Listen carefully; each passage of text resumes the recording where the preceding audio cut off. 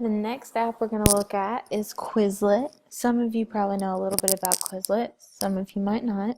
It's one that you do have to have a account for. So I've already logged in, but I'll attach also another smart sheet that shows you how to log in. It's very simple.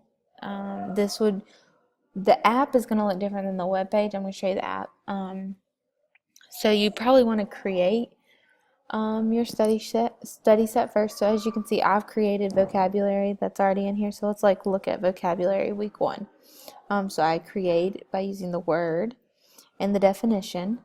They can have flashcards, so it shows you the definition, tell me the word, or you can have it flip-flopped or shuffled.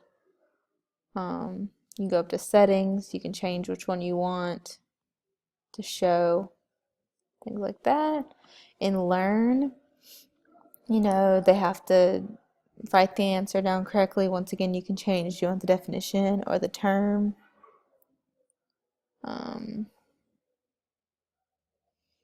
You can match. It's a game. So then they would match them.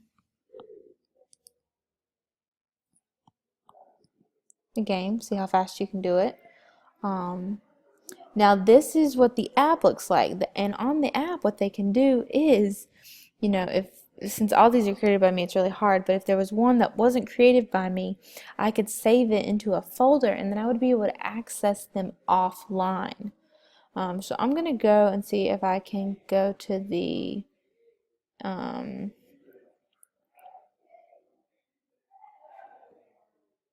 website version.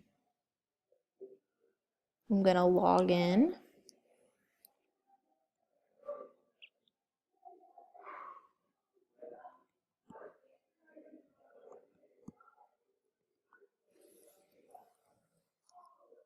So it shows me the website version. So on the website version, there's a little bit more, but this does say that you have to have internet for the app. You don't.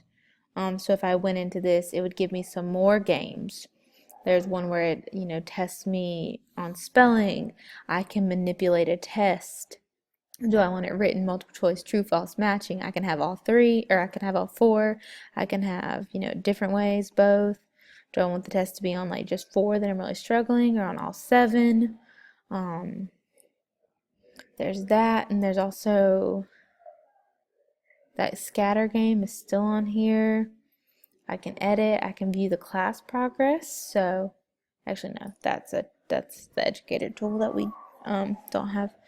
But then it also shows me I let students use this. I found that the ones that they were missing the most were modest, dumbfounded, and envy. They sometimes missed those. They always got those right. So things like that. I go back to a different.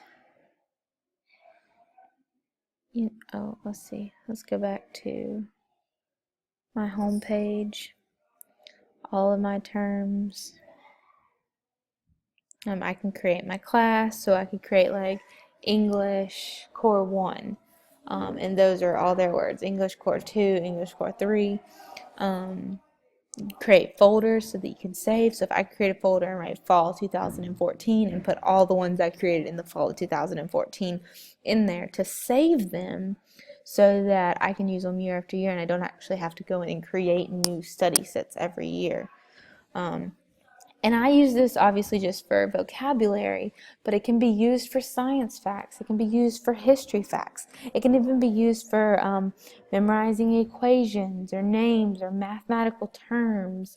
I think something we could use during Pride so that they can learn their academic language.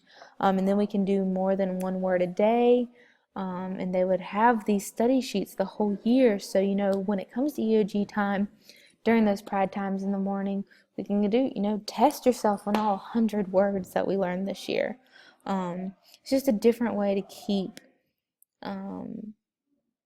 things like that in their head. It also is a way to create better study habits. I think a lot of the problems are the kids don't know how to study.